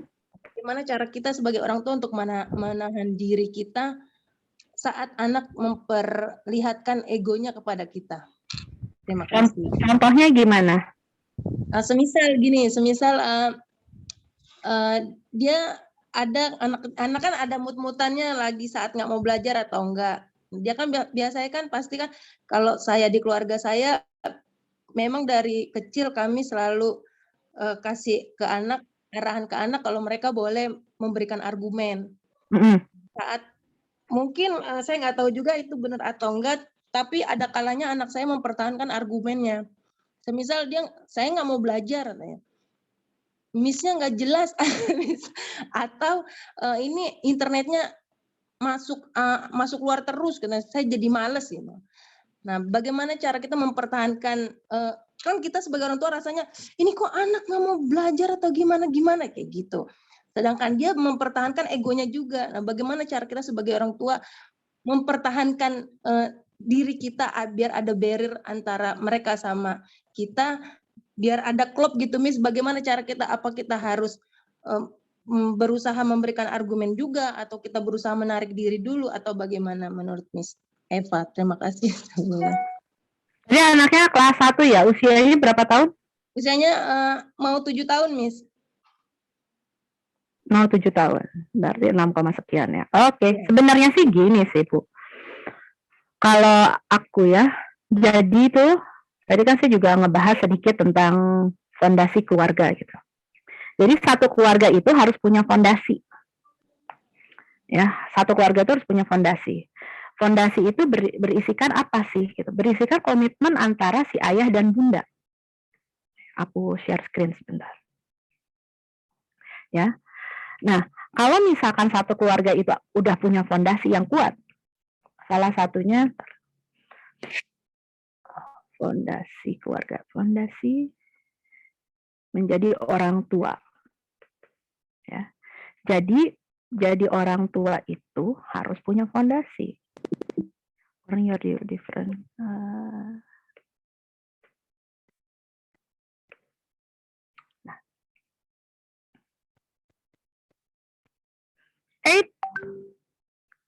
Ya, biar bisa dilihat. 1, menikah itu menjadi orang tua itu harus punya fondasi. Waktu dulu nikah, udah diomongin belum sama suaminya? Ada fondasi nggak? Ya, 1, sebelum kita menjadi orang tua harusnya kita mengenal diri kita sendiri, mengenal pasangan, tujuan pernikahannya apa, tujuan pengasuhannya apa, pahami tugas perkembangan anak, memahami tugas dan fungsi sebagai orang tua. Nah, kalau kita punya fondasi dalam mendidik anak, berarti kita tuh harusnya sudah punya aturan-aturan yang jelas, gitu ya. Misalnya tentang aturan share screen stop. Oke. Tentang aturan belajar. Jadi semua itu harus dibikin aturan. Kalau aturannya udah jelas, tinggal balik lagi ke SOP. Kalau kita yang kerja kan ada SOP-nya. Dan keluarga itu harus punya SOP. Kenapa gagal? Kenapa bisa begini? Kenapa orang tua nggak bisa ngejalanin? Karena SOP-nya nggak jelas. Misalnya, belajar, ini waktunya belajar. Ya, Miss-nya ngejelasinnya nggak jelas, aku nggak mau belajar. Sebenarnya ditangkap di situ adalah anak lagi membutuhkan perhatian dari orang tua. Katakan sama anak, ini waktunya belajar, apapun yang terjadi tetap harus belajar. Titik, nggak ada koma, karena ini jam sekolah, walaupun di rumah. Nanti kita bahas setelah kamu selesai belajar. SOP-nya gitu, jam belajar ya harus belajar, jam sekolah ya harus sekolah. Walaupun sekolahnya misalkan masih di rumah ya sekarang ya. Nanti kan mungkin, ya pokoknya sekarang lagi sekolah di rumah lah kebanyakan. Ya udah jam sekolah ya tetap jam sekolah, nggak boleh anak yang ngapa-ngapain. Miss-nya nggak jelas, mau miss-nya jelas, mau miss-nya nggak jelas, tetap di situ. Kalau ibu lemah, ya, ibunya nggak konsisten, anak ibu itu di situ mainin ibu. Dia belajar, oh emak gue kayak gini, bapak gue kayak gini. Bolehlah besok negosiasi lagi. Akhirnya si anak terlahirlah karakter yang kurang baik. Gitu. Jadi bikin SOP dalam keluarga. Oke, sekarang kita lagi gabung 148 manusia. Yang dengerin mungkin anggap aja kan ada suami istri ya, istrinya lagi nyetrika, apa suaminya lagi ngoprek-ngoprek motor, mobil, tapi kan ada yang denger gitu ya, 200 orang lah yang denger. Oh iya ya, berarti setelah ini gue harus bikin SOP sama pasangan. Tapi pas udah acara ini selesai, kadang hilang. Jadi kenapa sih harus di-recharge lagi dengan kegiatan parenting itu tuh biar ngingetin. Jadi kita sebagai orang tua bikin SOP, bikin aturan yang jelas, jam belajar harus belajar, udahnya baru ngomong sama anak. Tanya, kenapa tadi miss-nya nggak jelas? Di bagian mana miss-nya nggak jelas? Tanya. Apakah dia cuma cari pengalihan perhatian ibu, apalagi mungkin ibu bekerja. Ya. Kalau misalkan rata-rata anak itu seperti itu, koreksi lagi diri sendiri. Sudahkah saya cukup memperhatikan anak saya? Kenapa anak saya terdistract untuk cari perhatian dari saya? Nggak mudah jadi orang tua. Kalau mudah jadi orang tua, saya kagak laku. Iya dong, nggak ada yang manggil saya untuk ngomongin parenting. Ya, semoga gimana Bunda? Ada mau ditanyakan lagi? Ya, alhamdulillah penjelasannya cukup, Miss. Saya sudah menerapkan yang Miss katakan tadi. Saya berusaha untuk mempertahankan kalau ini saatnya belajar gitu. Cuman yang saya takutkan dengan saya keras seperti itu, anak saya yang di sini kan harus ditangkap kalau bukan itu sih udah. Ya, yang nggak, dia harus bukan keras, Bu. Anak harus memahami aturan. Iya. Belajar nggak boleh. Ya, misalkan jam sekolah nggak boleh ditawar. Ya, kalau misalkan kayak gini, Miss izin off kamera, ini jujur ya. Seminar saya rata-rata boleh off kamera, kecuali support group. Saya nggak peduli, Bu, mau di off kayak, yang penting orang denger. Nggak bisa semua orang fokus. Ya, apalagi kalau orangnya kayak saya tuh, maksudnya saya kan orangnya belajarnya melalui mendengar ya. Misalkan saya ikut webinar juga gitu, tapi saya lagi sibuk, daripada saya nggak belajar, saya pikir misalkan, ya ibu kenapa nggak nyambil nyetrika, kenapa nggak ambil ngupas bawang, ya nggak kenapa-napa, yang penting ada niat, gitu kan. Nah, tapi kan kalau sekolah nggak bisa gitu, ini kan pilihan. Kalau sekolah kan nggak bisa jam sekolah gitu. Ibu bukannya jahat, ibu bukannya apa, tapi ngasih tahu sama anak bahwa ada aturan-aturan yang harus diikuti. Nanti boleh dibahas setelahnya gitu. Kalau ibu udah melakukan itu, alhamdulillah. Yang penting mungkin ini ibu membutuhkan pengakuan bahwa ibu tidak berbuat salah gitu aja kan. Insya Allah enggak sih, Bu. Oke, ini ada yang mau ditanya dari ini dulu ya, direct message, terus nanti ada yang raise hand, saya ke yang raise hand. Miss mau nanya, bagaimana cara mengembalikan kejujuran anak yang sudah terpengaruh perilaku buruk lingkungan? Ya, misalnya pada saat anak tidak jujur, diajak berkomunikasi. Tanya aja, kenapa kamu disuruh cerita? Jawabannya itu harusnya anak dari anak. Jangan kayak gini, kamu ya nggak jujur ya, kamu ikut-ikutan si Bono, itu nggak ada yang namanya Bono kan. Ikut-ikutan si Bono ya, jadinya ngebohong. Tadi bilangnya minta uang 1.000 untuk masukin ke kotak masjid, tapi ternyata mama lihat tadi kamu beli kilor. Nggak kayak gitu ya, enggak. Jadi belajar berkomunikasi sama anak. Nah, tadi uang 1.000-nya sudah dimasukkan ke kotak masjid? Enggak. Terus misalkan, entahlah dia misalkan jauh, udah kok. Terus itu kilornya kamu pegang dari siapa? Dari Bono. Benar, dari Bono. Anak kecil tuh tahu loh, Bu, lihat matanya, Bu. Ya. Oh ya udah, kalau benar dari Bono, yang penting kamu udah jujur ya sama mama. Masih salah tingkah kalau dia nggak jujur. Misalkan dia udah salah tingkah. Ya udah, kalau misalkan nggak jujur, bohong itu bagus nggak sih? Jadi harus keluar dari dia, nggak bagus. Kalau nggak bagus, boleh dilakukan apa enggak sih? Nggak boleh, itu harus dari dia. Daripada kita marah sama anak-anak, kita harus mulai belajar berkomunikasi sama anak. Susah, Miss, emang susah, Bu. Ya, kalau nggak susah nggak akan ada kelas parenting yang berkeliaran online. Apalagi sekarang zaman pandemi ini, ada sisi baiknya adalah kita bisa belajar parenting atau belajar apapun online, banyak yang gratis dan setiap hari. Kalau zaman dulu acara kayak gini, Anajma memfasilitasi 1 bulan 2 kali, sekolah lain setahun sekali. Terus kalau ibu mau datang ke seminar-seminar, ibu harus pakai uang. Kalau sekarang ada yang berbayar, memang ada yang tidak berbayar gitu ya. Cari aja nggak berbayar. Saya pribadi pun saya masih belajar. Saya ada misalnya setiap hari Selasa gitu, Selasa malam belajar dari yang ya belajar lah.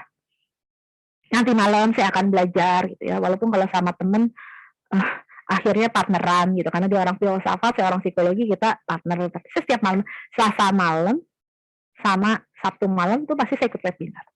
Jadi manfaatkan, jangan ilmunya dari saya aja, banyak banget ilmu di luar sana yang gratis. Nggak usah on kamera, ada sih yang suruh on kamera, cari yang bisa off kamera. Ya, kalau off kamera kan nggak perlu ninggalin kegiatan sehari-hari gitu. Ibu sambil nyuapin anak, ibu sambil nyetrika gitu. Kalau saya banyak saya ikutin ambil nyetrika, jadi nyetrika beres dapat ilmu juga. Ya. Oke, tadi ada yang raise hand, siapa ya? Udah nggak raise hand lagi. Ada mau nanya ngomong? Apa saya bahas lagi dari chat? Kalau chat langsung ke saya nggak saya bacain namanya. Assalamualaikum dari Mama Raisa. Ini bagaimana caranya memberitahu anak kalau dia selalu membandingkan cara perilaku kakeknya yang selalu diturutin? Mana sih, Dar? Yang selalu diturutin dibandingkan sama kedua orang tuanya. Soalnya selama setahun kemarin kita tinggal bersama kakek nenek. Terima kasih. Ini ya, kalau tinggal sama kakek nenek itu kita harus melakukan pendekatan sama kakek sama nenek. Susah, tapi harus dicoba. Jadi kalau orang yang tinggal sama kakek sama nenek, biasanya itu ada double standar pengasuhan. Kakek nenek itu cenderung lebih manjain anak, cucu daripada orang tuanya. Kenapa? Tahu nggak? Nanti juga kita kalau jadi kakek nenek kayak begitu, Bu. Karena kakek nenek merasa ada kesalahan pada saat mereka nggak ini di dalam bawah sadar ya. Mereka merasa ada kesalahan atau ada hal-hal yang belum bisa dikasih ke kita. Jadi mereka limpahkan ke cucu mereka. Jadi apapun yang cucu mau dikasih. Contoh, cucu minta sepeda. Padahal kata papahnya bilang misalkan nanti ya kalau kamu nilainya bagus, papa beli sepeda. Terus si nenek masih kakek, ya ampun masa anak harus nilainya bagus dulu baru beli sepeda. Dulu kita nggak sempet dibeliin sepeda. Jadinya kakek nenek itu langsung beliin sepeda. Nah, gimana caranya ngasih tahu sama anak? Ya, ibu tetap harus komunikasi sama si kakek dan nenek. Gimana nih biar kita standarnya sama? Pasti ya, mungkin ada berantem-berantem. Apalagi kalau yang tinggalnya itu mertua agak susah ngomongnya. Kalau orang tua sendiri mungkin lebih lebih mudah dalam mendekatkan. Kasih tahu sama anak bahwa mama dan papa punya aturan. Ini ibu tinggalnya di rumah siapa? Kalau ibu tinggal di rumah ibu, anak harus ikut peraturan ibu dan bapak. Kalau tinggal di rumah orang tua juga sebenarnya ikutinnya aturan orang tua dan bapak. Kenapa harus punya satu aturan? Karena anak-anak yang dibesarkan dalam double standard biasanya mereka akan mengalami gesekan-gesekan di kehidupan selanjutnya. Kita nggak mau kan punya anak yang memiliki masalah dengan dirinya sendiri. Jadi intinya sih harus menyamakan visi misi dari pengasuhan. Nggak mudah, tapi harus dicoba. Oke. Banyak juga yang nanya di ini. Soalnya kalau nanya ngechat terus direct ke saya kan nggak ketahuan ya, Bu. Mana lagi? Bentar, saya harus. Mungkin yang mau nanya ini pakai suara sambil saya nyari pertanyaan.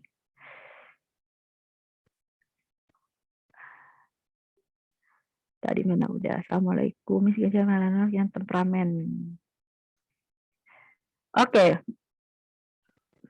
Anak 7 tahun, kalau dibilangin sering nangis, padahal saya nggak pakai teriak. Saya sudah bilang coba ceritakan maunya apa, tapi nggak mau. Kalau kasusnya kayak gini gimana ya? Terima kasih. Oke, pertama saya tanya, Bunda ya, di chat aja, karena ini kan direct message ya.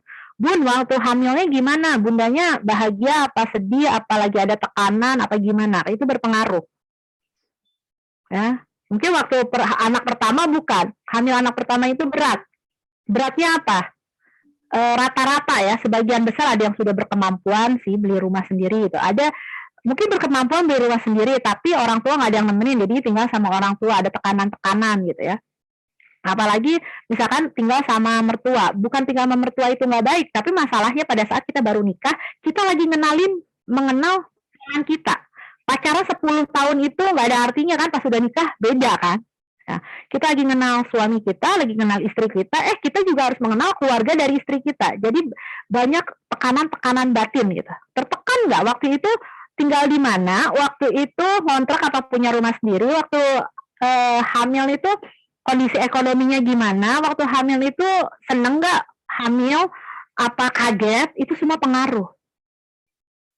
Kenapa ngaruh anak-anak yang pernah waktu ibunya hamil seperti itu, biasanya jadi anak-anak yang sensitif. Udah dikasih tahu baik-baik, tahu-tahu nangis. Gitu, ya. Teriak. Oke, teriak. Apakah anak ibu sudah bisa berbicara pada saat usia 18 hingga 24 bulan? Ya. Banyak anak yang kenapa banyak anak teriak-teriak? Banyak anak-anak teriak-teriak karena mereka speech delay. Mereka tidak berbicara lancar di usia 18 hingga 24 bulan. Ya, kenapa? Jadi karena anak-anak yang mengalami keterlambatan bicara itu lebih mengeluap-luap emosinya. Kenapa lebih mengeluap emosinya? Karena mereka tidak bisa mengutarakan apa yang ada dalam pikiran mereka. Jadinya otaknya mikirnya apa, tapi mulutnya belum bisa ngomong gitu. Akhirnya mereka cenderung lebih emosi. Nah, kalau kayak gini gimana? Jangan pernah ngomong sama anak yang lagi nangis sama yang lagi teriak-teriak. Tunggu tenang dulu. Kalau ngomong sama anak yang lagi nangis sama yang lagi teriak-teriak, gak akan pernah nyampe. Begitupun misalkan sama pasangan lagi marah. Kalau kita nempalin ya, kalau orang Betawi ya, kita jawab gitu, akhirnya kan berantem. Coba diem dulu, kalau udah tenang, tanya, kenapa tadi? Tanya sama anak setelah tenang, kenapa? Ada apa? Gitu ya, ditanya setelah dia tidak nangis dan teriak. Assalamualaikum, Miss, boleh tidak menghukum anak 7 tahun supaya ada efek jerak? Contoh kasus anak lagi main, kalau tidak dipanggil tidak pulang, padahal sudah waktunya pulang. Jadi saya harus nyamperin, padahal sudah diingatkan berkali-kali kalau maghrib harus pulang. Oh, kalau gitu mah nggak apa-apa, Bu. Bukan dihukum, Bu, namanya itu konsekuensi. Kalau menghukum nggak boleh, tapi kalau memberikan konsekuensi boleh. Misalnya, kamu boleh main sampai maghrib. Kalau maghrib harus pulang. Kalau kamu nggak pulang, mama jemput. Oke. Kalau kamu main diingetin lagi. Kamu harus pulang pas maghrib. Kalau nggak, mama jemput. Kalau kamu berkelanjutan 5 kali, nanti mama tidak kasih kamu main di luar. Itu bukan hukuman, itu konsekuensi. Ajarin anak, kalau mau main boleh, tapi maghrib pulang. Kalau maghrib nggak pulang, besoknya nggak boleh main. Itu nggak apa-apa. Namanya konsekuensi ya, bukan hukum. Terima kasih kembali. Ya, nggak apa-apa, off kamera sambil di jalan. Miss, gimana caranya menghadapi anak keras atau temperamen dan selalu marah meskipun kita ngomongnya pelan? Itu hampir mirip ya tadi ya. Pas lagi marah jangan ngomong. Ada salah satu bagusnya dari anak yang keras. Mereka tuh kelihatannya keras kepala, tapi mereka tuh teguh sama pendirian. Gitu ya, mereka akan berusaha. Itu si kakak banget di rumah. Ya, jadi waktu dia lulus SMK 3 tahun yang lalu, kita makan bertiga, kita ngomong, maunya gimana gitu. Mau kuliah, oke. Terus suami saya bilang, boleh kuliah, asal keterima di negeri, atau suami saya kayaknya ke Jepang kan, atau ke Jepang. Nah, dia nggak mau kalau ke Jepang pakai duit sendiri, karena mahal, dia bilang. Dia beasiswa, tapi nggak lolos di terakhir. Terus akhirnya kerja. Dia kerja, tapi dia itu orangnya keras ya, jadi saya kasih tahu, keras banget. Tahun pertama gagal di negeri, tahun kedua dia coba gagal di negeri. Tahun ini, yang ketiga kalinya kan terakhir ya, feeling saya kuat banget, kerjanya padahal udah bagus, maksudnya kerjanya udah di BUMN, udah bagus gitu ya. Wah, ini anak keterima nih, saya tanya, coba lihat pilihan kamu apa? Saya, keterima, biasalah feeling emak-emak ya, keterima. Terus saya ngobrol sama dia, Kak, dari satu sisi anak yang keras, saya nggak ngomong keras kepala karena dia anak yang keras itu willing hard to get the things, saya bilang. Ya karena suami saya bilang boleh kuliah asal di negeri karena kita berdua anak negeri gitu kan. Padahal sih nggak jaminan juga ya kuliah di mana aja, yang namanya hoki itu faktor yang menentukan tuh hoki gitu dalam kehidupan. Ya. Gitu. Jadi di satu sisi anak keras itu bagusnya gitu, dia akan berusaha mencapai yang dia mau. Akhirnya si kakak mendapatkan yang ya gue kalau mau kuliah harus di negeri, dia dapat. Ya, jadi dikasih tahu mah dikasih tahu gitu, sambil ngobrol. Tapi kerasnya kalau keras, maksudnya kalau keras dia berusaha mendapatkan yang dia mau, kita pantau aja. Assalamualaikum, Miss. Gimana caranya agar anak bisa duduk manis saat pelajaran online? Soalnya anak saya susah duduk manis kalau belajar. Makanya sering matiin kamera dan alhasil sering ditegur sama gurunya. Sedangkan pada saat Zoom wajib nyalain kamera. Anaknya umur berapa tahun? Jadi gini, anak, kan tadi saya bilang, aduh maaf ya, saya kelamaan ngomongnya. Jadi tadi saya lupa ngomong. Biasanya saya ngomong sekarang tuh saya kayak bukan ini, agak keseringan. Dulu kan cuma 1 minggu sekali gitu. Kalau sekarang kan lebih keseringan banyak ngomong acara-acara yang kayak gini ya. Jadi saya tuh suka lupa. Saya akan berbicara 45 menit saja. Kenapa 45 menit? Karena saya pikir tuh orang tua tuh udah sering ketemu sama saya, jadi nggak usah diomongin lagi. Kenapa 45 menit? Karena orang tua hanya dapat berkonsentrasi selama 45 menit. Kalau kita sebagai orang tua hanya dapat berkonsentrasi selama 40 menit, apa kabar sama anak kita? Ya. Seberapa lama anak ibu bisa duduk? Misalkan anaknya umurnya 5 tahun. Kalau 5 tahun itu harus bisa duduk manis 5-10 menit. Kalau misalkan 10 menit dia, pokoknya kali 2 lah ya. Bisa tambah 2 juga, sebenarnya sih tambah 2. 5 tambah 2, jadi 7 menit. Tapi kan repot Bu ngukurnya. Jadi udah 5 kali 2 aja, jadi 10. Jadi, untung nggak kesebut. Oh ini ya, anaknya sesuai dengan kelas yang ibu tulis itu ya. Kelas 6 ya, 12. Kelas 6 itu sekitar harus bisa duduk sekitar 25 menit, 24 menit. 25 aja. Di menit ke-25, kalau dia bisa 25 menit duduk di depan kamera, oke. Kalau nggak bisa, 25 menit, izin off kamera ya, anaknya suruh ngapain dulu Bu, nggak usah lama-lama. Kak, toilet dulu deh.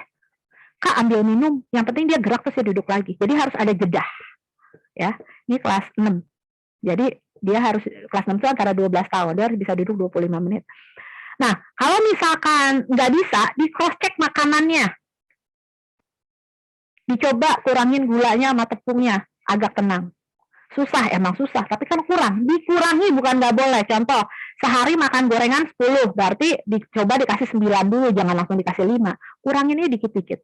Gula sama tepung itu pengaruh loh sama kinerja otak. Kalau misalkan kita bisa ngurangin, anak kita akan lebih tenang. Assalamualaikum Miss, anak saya 1 tunggal hampir 7 tahun, bagaimana menasihati anak yang selalu ingin menjadi yang terdepan? Contoh absen bila dipanggil di awal, setoran hafalan, oke segera, kalau enggak cemberut, kalau ujian tes nggak puas kalau nggak dapet 100, ingin selalu yang terbaik pokoknya, padahal selalu berusaha menasihati, nggak apa-apa Pak, nggak menang, yang penting sudah berusaha, selanjutnya lebih giat lagi, jangan bersedih, kakak hebat dan sudah berani, udah bagus, cuma harus di cross check. Pernah nggak minta si kakak menang? Pernah nggak ngebandingin kakak sama orang lain? Ibunya minta maaf sama anaknya, takutnya pernah ada salah-salah kata. Sekarang sih udah benar, tapi takutnya pada salah kata, kakak maafin ya Bunda, waktu itu pernah begini, pernah bandingin kamu misalkan, ya si apa, ini kelas 1 Adam kan, Adam aja, wah Adam lebih pinter deh dari anak gue gitu. Pernah nggak terbesit kayak gitu? Jadi timbullah sama si anak itu rasa bersaing. Yang dilakukan sih udah benar. Yang harus dilakukan lagi, ingetin lagi. Faktor pertama sepertinya Miss udah ke atas ya. Alhamdulillah Miss, bagaimana cara Assalamualaikum Mbak Miss, cara dengan anak yang mudah menghafal tapi gampang lupa sebenarnya. Nah, diulang-ulang terus. Ya, jadi teknik menghafal itu kan masuknya pertama ke sensori motor. Jadi anak yang cepat sensori motor itu 5 detik hilang. Yang kedua itu short term memory. Short term memory itu sekitar 5 menit hilang. Yang terakhir itu long term memory, memori jangka panjang, itu tuh akan ingat selamanya. Gimana biar dia ingat, diulang-ulang terus.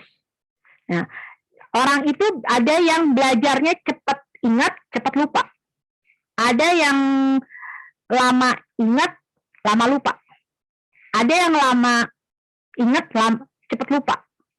Jadi kalau ini kan tipenya cepat ingat, cepat lupa, itu masih mending. Yang bahaya, susah ingat, gampang lupa.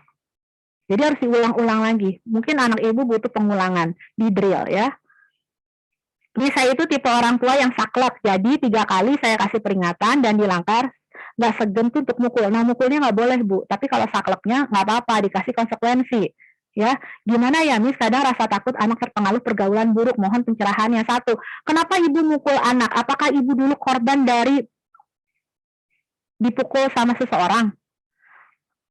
Nah, apakah ibu miliki luka di dalam batin ibu?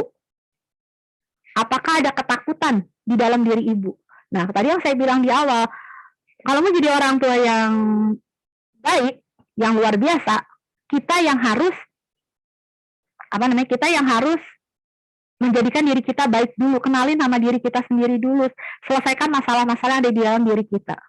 Mukulnya nggak boleh, tapi kalau misalkan saklek dengan memberi konsekuensi nggak apa-apa. Ya takut Bu, sekarang memang zamannya udah wow, ya. Anak kita main game itu banyak yang dimainkan anak itu bukan untuk anak SD, tapi game untuk orang tua. Kalau bapaknya yang main ya nggak apa-apa, karena orang dewasa itu kan udah tahu mana yang baik dan benar. Tapi kalau anak-anak kan belum bisa gitu. Assalamualaikum Miss, sehat selalu ya buat kita semua, amin. Miss, saya mau tanya tentang anak saya.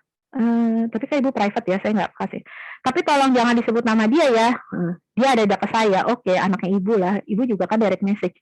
Miss, bagaimana mensupport dia agar semangat kalau disuruh belajar online dan nggak ngambek kalau ngerjain tugas dari Miss-nya?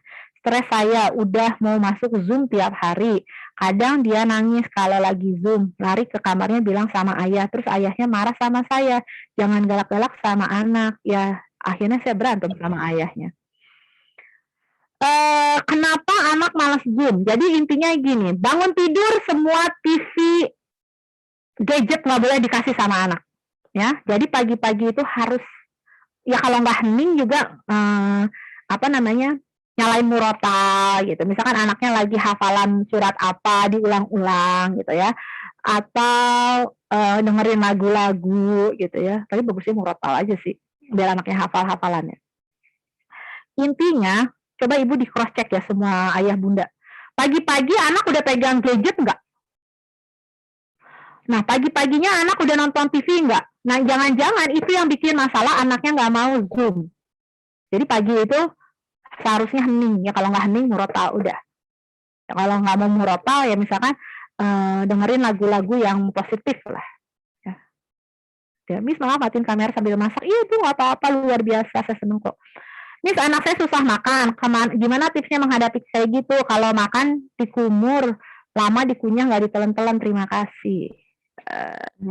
Tapi kalau ngemil gimana? Ya, anak susah makan tapi banyak ngemil. Itu nggak apa-apa. Sama satu lagi orang Indonesia salah. Anak saya susah makan nasi. Makan tuh nggak perlu makan nasi Bu. Ya kan kalau nggak makan nasi nanti kenapa-napa. Saya udah 4 tahun nggak makan nasi, alhamdulillah saya masih ada di dunia ini. Dan alhamdulillah sampai saat ini jangan sampai saya belum pernah kena COVID. Ya, jadi dicek, jangan-jangan kebanyakan ngemil. Kalau anaknya kebanyakan ngemil jadi malas makan. Kalau dikunyah lama, nggak ditelan-telan. Ya disabarin aja Bu, dikasih waktu, misalkan kamu harus habis 1 mangkok ini dalam waktu 15 menit. Kalau nggak habis, ibu kasih konsekuensi, jangan dimarahin. Miss, anak saya udah kelas 5 sampai sekarang maunya tidur sekamar sama saya karena dia penakut. Jadi mau tidur sendiri, gimana caranya? Kalau ibu yang sama bapak yang pindah gimana? Udah anaknya tidur, langsung pindah. Diajarin. Ya. Atau anak punya sesuatu yang bikin dia nyaman nggak? Misalkan kan ada anak yang tidur harus pegang selimut lamanya gitu. Jadi harus ada sesuatu di dekat dia. Gitu. Kalau bisa sih kelas 5 pisah ya. Kalau nggak bisa ya ibu sama bapak yang pindah. Ini bagaimana cara kalau sudah terlanjur pernah cubit anak dan merusak barang punya orang, dia sudah jujur tapi kita kesel jadi auto cubit. Please kalau anak udah jujur nggak usah dicubit. Kenapa ibu nyubit? Jangan-jangan ibu punya luka di dalam diri ibu yang belum terselesaikan. Jadi auto nyubit. Ibu marah bukan sama anak ibu, tapi ibu marah sama seseorang yang pernah menyakiti ibu di masa lalu. Bagaimana caranya selesaikan masalah inner child ibu? Bagaimana mengajak suami untuk terlibat dalam pengasuhan anak? Nah, kan ini mumpung masih seminar online. Jadi ibu kalau bisa seminarnya, kalau ibu pakai handphone, bawa aja handphonenya, jangan pakai headset biar suaminya denger. Salah satu saya suka kenapa online adalah suami saya jadi dengerin. Kalau saya pergi kan dulu dia jadi asisten saya, lama-lama dia males kan. Capek lah nungguin saya ngomong 2 jam gitu di mana-mana. Jadi saya kalau di rumah tuh saya teriak-teriak gitu biar suami saya denger. Jadi dia belajar juga. Alhamdulillah, kayak misalkan tadi staf aku tanya nomor telepon kamu, mau nanya, terus aku tanya deh ke suaminya. Emang mau nanya apa sama istri saya? Gitu. Nanya ini. Oh, usah ke istri saya tahu caranya bener nggak? Suami saya kan belajar juga gitu. Ya, jadi suaminya suruh ikut parenting tapi jangan disuruh. Ya, ibu nyalain kalau pakai handphone dibawa-bawa aja kemana suami ini ikut. Gitu. Jadi suami itu harus ngedengerin parenting juga, Bu. Gimana biar bisa kompak ya ibu ngobrol sama suami. Gitu. Kalau ngobrol sama suami itu jangan pas suami pulang kerja, ya nggak Pak? Kan suami pulang kerja itu capek. Kalau saya nggak pernah nanya suami pulang kerja dia mau telat gitu.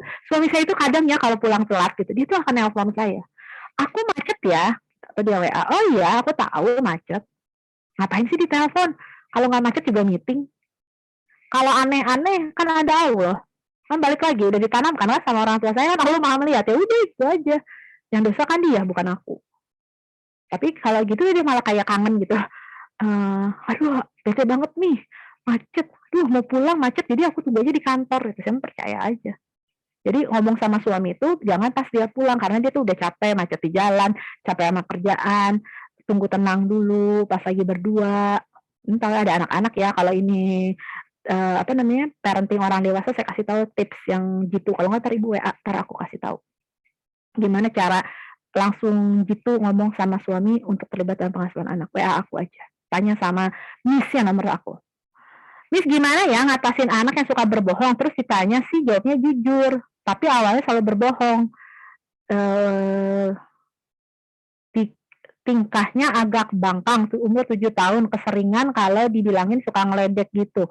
Kalau dibilangin sama ayahnya dan ngelakuin yang jelek. Oh, kalau di ngomongin sama ayahnya itu berarti ayahnya tahu ya PR dari saya ya, Mam. Ayahnya kurang perhatiin anak. Waktu ayah untuk anak kurang. Oke, jadi minta tolong sama ayahnya untuk punya waktu main sama anak. Gimana caranya anak berbohong? Pertama bohong tapi mau jujur. Ya, ditanya aja. Kan tadi uji coba, ditanya lagi terus ngomong. Lain kali mendingan langsung jawab jujur ya, Mama nggak marah kok. Nggak ada Miss yang bikin nyaman itu dipegang pipi ibunya. Oke, kalau udah megang pipi ibu tidur, ibu tinggalin aja. Mohon maaf, saya izin live. Oke, semoga sehat ya temennya. Cara mengatasi inner child yang buruk gimana, Miss? Biar nggak mukul anak. Kontak aku aja deh pribadi, panjang. Itu panjang. Kalau enggak, ibu masuk IG saya. Ibu kontak saya kasih linknya teman saya yang sama saya ngomongin inner child. Itu tuh 3 atau 4 episode ada di situ. Kalau nih ngomongin sekarang, lebih dari 1 sesi ngomongin inner child. Ya nggak apa-apa, pakai headset saya juga nggak masalah. Iya Bu, betul. Suami saya, nanti saya bilangin Bu Wahyu, Mamah Wahyu, Bunda Wahyu, ntar aku bilangin suami saya itu paling seneng kalau saya cerita ada yang kenal dia. Ya, misalnya nanti saya bilang, tadi aku habis seminar didatengin sama orang, katanya kenal kamu, terus dia ngomong, oh iya aku juga kan terkenal, gak kamu doang. Dia seneng banget. Jadi saya bilangin, ibu namanya siapa? Ntar aku bilangin, dia bakal seneng banget, dia berasa artis. Iya Bu, benar itu nama suami saya. Miss menangani anak yang fobia rasa takut sendiri di dalam rumah, mau mandi atau apapun. Anaknya itu dicari, kenapa ibu harus cari tahu fobianya, kenapa dia bisa takut. Ya. Kan takut sendiri, apakah dulu pernah pernah diomelin sama ibu apa ditinggalin sendiri? Nah, kalau misalkan kayak gitu, ibu yang harus minta maaf. Nah, caranya misalnya anak mau mandi. Anaknya kelas berapa ya? Anaknya mandi, pintunya nggak apa-apa dibuka. Tapi ibu, oke gini, ibu temenin dulu deh seminggu. Ibu temenin seminggu. Ya. Ibu temenin dulu seminggu di dalam kamar mandi, terus 1 minggu berikutnya kamar mandinya dibuka. Itu terapinya gitu. Kamar mandinya dibuka. Ya. Udah kamar mandinya dibuka, ibu menjauh. Ibu ngelihat tapi menjauh. Terus kamar mandinya ditutup setengah. Terus kamar mandinya ditutup tapi ibu di luar. Gitu Bu, sampai dia nggak takut. Sebaiknya anak bisa tidur sama orang tua sedini mungkin Bu. Karena kita kan sama Bapak butuh private time juga ya. Masalahnya takutnya kalau anak kalau kata orang Bandung itu lilir, lagi tidur kebuka matanya terus dia tidur lagi, itu harus sama ingetan mama dia. Seumur hidup dia ingat ya. Jadi secepat mungkin bisa dipisahkan, lebih baik dipisahkan. Mohon maaf, saya tidak bisa tes Stephen. Tes Stephen itu bukan dari bagian tes psikologi, itu beda.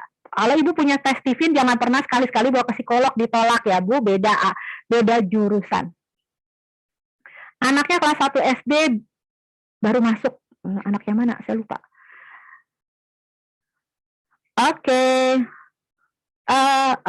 Nanti suami saya bilangnya Budian, nanti saya bilangnya sama suami saya, dia bakal lebih GR lagi, dia ngerasa dia artis kayak saya. Soalnya kalau di mall gitu kan, kalau di mall biasanya zaman lagi sebelum COVID, kan saya tiap minggu tuh pasti keliling Cikarang lah ya. Pernah kita ke satu mall di Jakarta, niatnya itu ya pokoknya kita mau relief ya. Jadi kalau ke Mall Lipo itu kalau bisa hari kerja, kalau weekend saya nggak mau karena orang rumah semua komplain. Saya akan ada yang berhentiin gitu kan. Pada ngomel-ngomel, butik tuh ya kalau ke mall tuh bla bla bla. Kita pernah ya main ke mall Jakarta. Bukan, Tangerang malah. Tiba-tiba lagi makan, ada ibu-ibu nyamperin saya segini, kenapa sih harus disamperin orang gitu. Padahal sih kan bukan artis banget ya. Nah, jadi suami saya tuh nganggapnya orang rumah tuh dasar artis Cikarang susah kalau jalan. Nah dia merasa artis, aku bilangin. Anak buahnya Pak Mas. Oke, aku bilang ya. Dia akan bilang ngomong gini Bu, iya emang aku terkenal kayak kamu kan artis, jamin. Ini gimana caranya biar anak bisa tidur awal? Ibu tahu sih nama suami saya gara-gara lihat Facebook aku ya. Padahal anaknya sudah tidur siang, seharian capek, tapi susah banget bangun sholat subuh. Satu, kalau anak susah tidur awal, jangan tidur siang. Ya, kalau anak udah tidur siang nih Bu, tidur dari jam 1 sampai jam 3. Si tidur malamnya makin lama karena dia masih ada energi. Ya, ada yang bilang tidur siang bagus, ada yang tidur siang bilang nggak bagus. Ibu ikutin aja yang mana. Kalau aku sih, kalau anak nggak bisa tidur malam, jangan tidur siang. Jadi kalau menurut saya tidur siang tuh nggak wajib. Ada dokter yang bilang wajib. Silahkan ngikutin yang mana. Dua-duanya bagus. Maksudnya dua-duanya yang ada jurnalnya lah. Bagaimana cara mengajarkan anak bersosiali dengan temannya? Karena sering kali tiap habis main, temannya pulang pasti nangis. Ya biarin dia main aja sama temennya, dikasih tahu ya hidupnya memang begitu. Ya, main aja terus sama temennya. Tapi jangan lupa pakai masker dan udah pulang langsung cuci tangan dan mandi. Assalamualaikum warahmatullahi wabarakatuh, Miss Eva lagi. Thank you. Wow, apa kabar Mami? Miss mau tanya bagaimana cara mengatasi anak yang sudah jujur dan sudah saya apresiasi kejujurannya dengan tidak memarahi. Tapi malah tiap bikin salah selalu bilang, aku mau jujur tapi bunda jangan marah. Ya nggak apa-apa, anaknya ngomong kayak gitu. Jadi malah sering bikin salah, tapi dia jujur. Nah, saya tanyain lagi, bagaimana sikap saya, apa yang harus saya lakukan karena dia sudah jujur. Nanti ngomong, bunda senang kamu sudah jujur, jadi bunda nggak marah. Lain kali, nah kan, jangan bikin salah seperti itu lagi ya, kasih taunya gitu. Bunda seneng loh. Dirimu kan manggilnya mami ya. Mami seneng loh. Abang udah jujur sama mami. Kalau abang tadi jahilin dede. Nah, kalau besok abang lebih baik lagi, pasti mami jauh lebih seneng gitu. Diapresiasi Bu. Biar dia, oh mami itu akan lebih bahagia kalau aku bukan cuma jujur, tapi aku nggak ngelakuin kesalahan.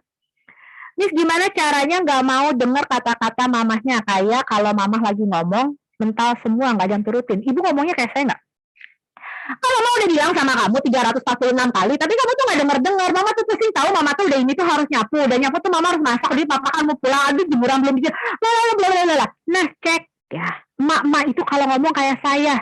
kayak orang lagi nyupir di jalan tol yang nggak ada orang, kecepatannya 5.000 km per jam. Jadi kenapa anak nggak mau denger kita? Satu, kita ngomongnya terlalu cepat dan terlalu panjang dan nggak jelas dan terlalu sering.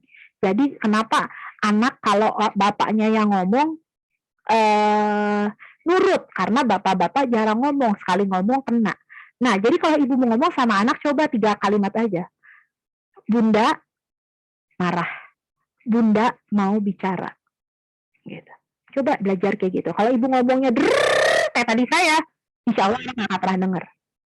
Miss, anak kalau disuruh hafalan surat selalu minta hadiah. Gimana solusinya? Takut keterusan, karena memang awalnya saya pancing dengan hadiah.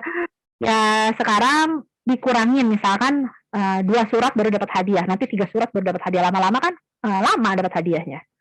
Tadi nggak tidur siang. Di itu deh Bu, kalau saya sih nomor 1 kurangin manis deh. Kalau udah ngurangin manis, tidurnya cepet loh. Serius. Aku dulu, saya itu tipe orang malam. Ya, saya tuh tipe orang malam gitu. Jadi saya sama suami saya tuh kebalik. Dia itu habis sholat isya tuh bisa tidur. Saya itu bisa kerja. Saya tuh lebih senang kerja dari suami saya tidur sampai jam 2 pagi. Pas saya kurangin gula, saya jam 10 udah ngantuk. Serius, itu ada jurnalnya, bukan karena saya, ada jurnalnya, ada penelitiannya. Jadi saya jam 10 saya ngantuk, saya tidur. Jadi kalau saya butuh harus belajar lagi, saya jam 2 bangun gitu. Saya jam 2 bangun, saya belajar lagi sampai subuh biasanya gitu. Cobain tik saya. Taktik aku.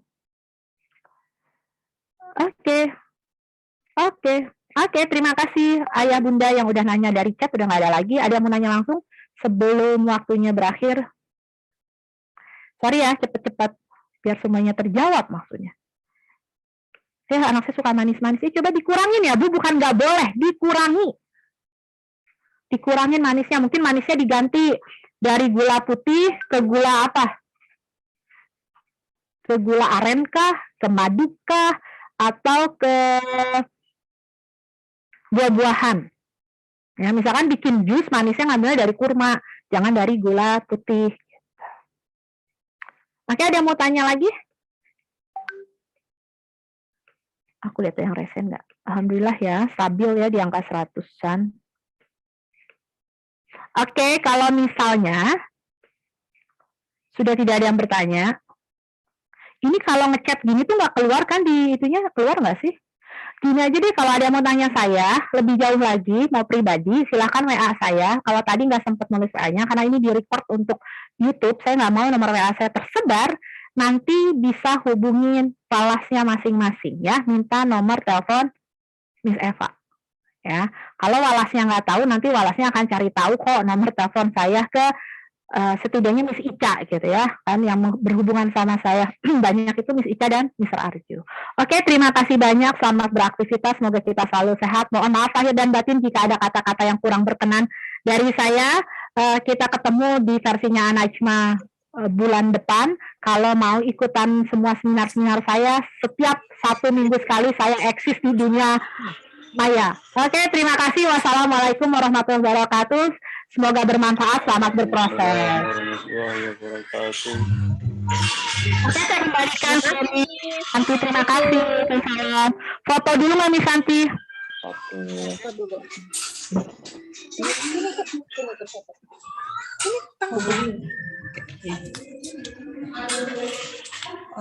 Baik, Bunda, Ayah Bunda, soleh-soleh semuanya. Karena untuk mau foto di sini ada sekitar 5 slide.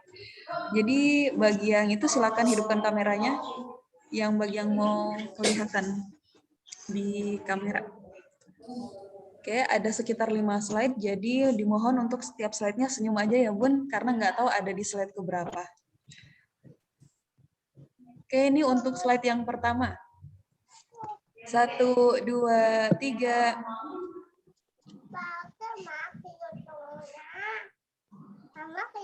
Lanjut ke slide yang kedua. 1, 2, 3. Lanjut ke slide yang ketiga. 1, Slide 1, 2, 3 orang. Lanjut ke slide keempat. 1, 2, 3. Lanjut slide yang terakhir, slide kelima. 1, 2, 3. Terima kasih Ayah Bunda. Syakira nih. Baik, terima kasih kepada Miss Eva yang sudah memberikan ilmunya. Semoga berkah selalu ya. Terima kasih Miss Santi. Yang bisa kita ambil dari parenting kali ini yang bertemakan membangun komitmen diri orang tua untuk menanamkan nilai-nilai kejujuran pada anak-anak, yaitu bahwa sebagian besar orang tua atau pasangan harus memiliki komitmen atau perencanaan karena pendidikan anak berawal dari pendidikan orang tuanya sendiri. Dan perencanaan, ada perencanaan fisik, psikolog, dan finansial yang harus direncanakan ya, dan memiliki komitmen tinggi dalam mendidik anak. Kita juga harus menanamkan nilai-nilai kejujuran atau komitmen menjadi orang kejujuran. Terus komitmen menjadi orang tua itu seumur hidup ya. Terus untuk menguatkan komitmen, yang pertama tadi kesepakatan paham antara suami istri, yang kedua menjadi contoh nyata dalam kebiasaan yang baik atau role model ya. Terus yang ketiga saling menguatkan, itu yang terakhir. Dan pendidikan keluarga merupakan kunci keberhasilan dalam pendidikan anak di masa depan. Baik, mungkin hanya itu kesimpulannya dari materi parenting hari ini. Sebelum kita tutup, mari kita membaca doa dulu dengan membaca istighfar 3 kali dan membaca kafaratul majlis. Astagfirullahalazim, astagfirullahalazim, astagfirullahalazim. Subhanakallahumma wa bihamdika asyhadu an la ilaha illa anta astaghfiruka wa atubu ilaik. Assalamualaikum warahmatullahi wabarakatuh. Waalaikumsalam warahmatullahi wabarakatuh. Terima kasih, Miss. Terima kasih. Sampai jumpa lagi. Izin Miss ya. Untuk semuanya. Ya, makasih Miss Iya, Indrum sama sama-sama. Miss Santi ya udah ke sekolah hari ini demi Iya. aku. Assalamualaikum. Aku izin Miss ya. Waalaikumsalam. Bye.